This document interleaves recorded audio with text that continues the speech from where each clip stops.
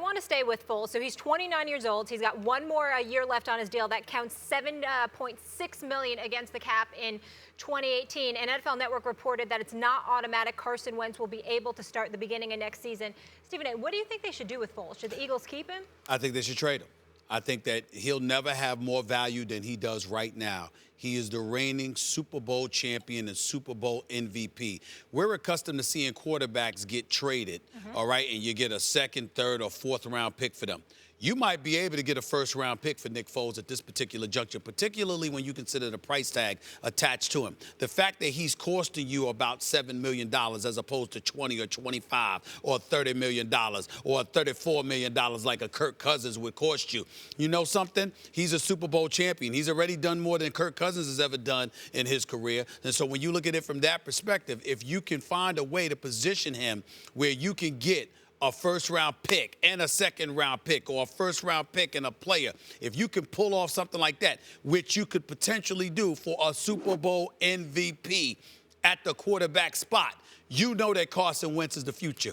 And even if he's not available at the beginning of the season, he'll definitely be ready by the halfway mark. I think you roll the dice and you sit up there and you get as much value as you can for Nick Foles while you can, because you know that Carson Wentz is the future. There is nobody in Philadelphia who questions that this is Carson Wentz's team. No matter what Nick Foles did throughout these playoffs, no matter what he did last night, because of that reality, you package him and you move him. This is one of those great sports questions where fans want to play GM and can debate till they're blue in the face, because both sides, there are real strong points. But I disagree with you, Stephen A. My initial reaction was yours. I thought more about it. I think you're wrong.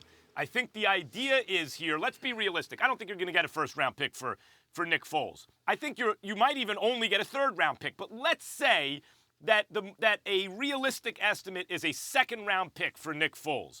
Then the question is, what is the insurance policy of Nick Foles worth to you? Because Carson Wentz, other than Aaron Rodgers and Andrew Luck, maybe, who would you want more for your franchise quarterback, given age, excellence, everything, than Carson Wentz? He was on his way to be the MVP this year. He was the best player in football this year until he got hurt.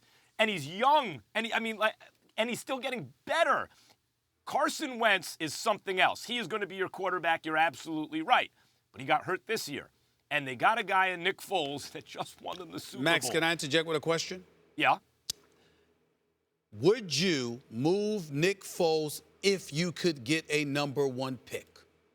A first-round pick, I would have to think about it, but let me just follow this logic for a second. If it's a second-round pick, which I think is more likely, and it costs you $7 million, that's the price of your insurance policy. And as you know, Stephen A., you could be the odds-on favorite to get back to the Super Bowl for 5 years in a row and maybe never get back, and really maybe never win it again, even with Carson Wentz. So when you have a chance, because you think you have a Super Bowl nucleus, and this Eagles team is that.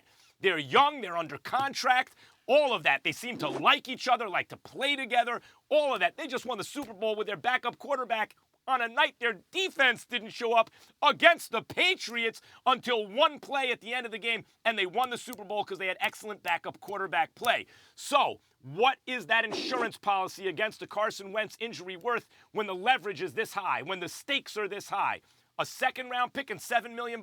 Yup, I'll lose the second-round pick I could have gotten for him. I'll lose the $7 million to keep the Super Bowl MVP as an insurance policy for 1 year. It is a steep price, but I believe it's prudent. Now, Stephen A., if it's a first and a second-round pick, at a certain point, you got to do it. The problem with your answer is that it's all over the place. And here's what I mean by that. He's the Super Bowl MVP. So I am making the assumption that there is extreme value that you can get for him. Of course, you're absolutely right if what you can get for him is what you can get for the typical quarterback out there. But it's very, very rare that a Super Bowl MVP, it could be on the market because there's somebody who is over him. That's the point that I'm trying to make. You know how the old adage goes, Max, if you got two quarterbacks, you really don't have any, because the reality is that you got somebody that's in the way. So thinking about that, because that's what NFL aficionados have been preaching to us religiously for decades, if you have that reality where you got two quarterbacks and you don't want somebody to get in the way of your stud, who's a star,